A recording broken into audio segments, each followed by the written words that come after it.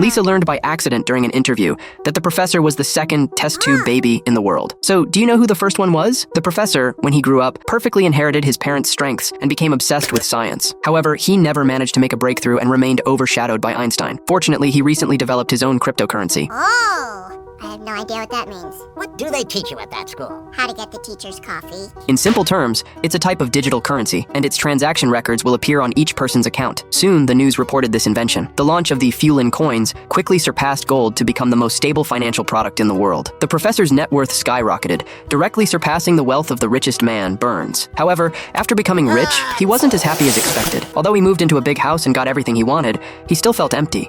Poor guy. What? That's just Amazon delivery. Calm yourself. When she returned home, Lisa asked Homer to take the professor to Moe's bar for some fun. Homer decisively refused, saying it was almost as uncomfortable as hosting twin sisters. Actually, they're coming in 20 minutes. Taking Frank to Moe's. So, he brought the professor, who was full of random trivia, to Moe's bar. The game, which had never had a winner, finally found its loyal fan. The drunkards were all humbled by the professor's intelligence. With the boost of money, they began drinking and spending lavishly. When they couldn't finish their drinks, they injected it into their bodies. This display of flaunting wealth successfully angered Burns. He hired the mathematics professors at a high price to rush the development of the Burns coin. We'll get this, Marty. I mean, I'm a sick man, sir. I'll get help. However, after a while, the team admitted they couldn't develop the cryptocurrency, but if they could solve this equation, all cryptocurrencies would become worthless. Burns was thrilled and asked how long it would take. Working overtime and adding more people, we can finish in 90,000 years. Get out!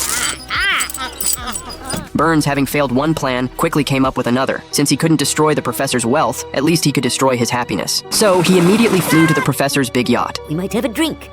Billionaire to billionaire. Burns sowed discord by suggesting that as rich people, they were destined to never be friends with ordinary people, because he couldn't tell whether others liked him or his money. Oh my, could it be that they're really just leeches? Sure enough, the group started stealing money and things, even daring to take the yacht's anchor. Flink, heartbroken, left and shared his sadness in an interview on Lisa's campus talk show. Lisa, upon hearing this, said that Burns was an old fox and shouldn't be trusted. Seeing is believing, and he decided to conduct an experiment to test human nature. He told Lenny and Carl that the VIP tickets for the game were sold out, and only regular tickets were left. Both of them immediately turned sour and made excuses to leave. Yeah, and I gotta be there to say, do not resuscitate. Do resuscitate. I really should write that down.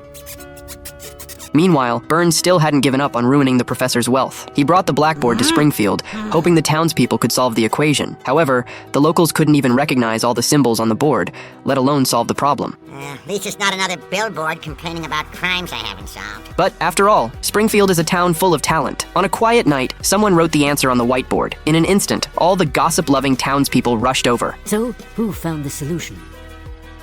Did I do it? No. No one knew who solved the equation, but Burns became the richest man in Springfield again. Although Lisa didn't see it, she knew very well that there was only one person in Springfield capable of this. Professor John Frink. End of report. How did you know? A girl learns a lot writing a second grade report. I knew that you'd be willing to throw away everything you had because it didn't mean anything. Also, anyone else smart enough to solve this is too smart to come to Springfield. Well, you really understand me, young lady. You are my best friend. What? Aw, really?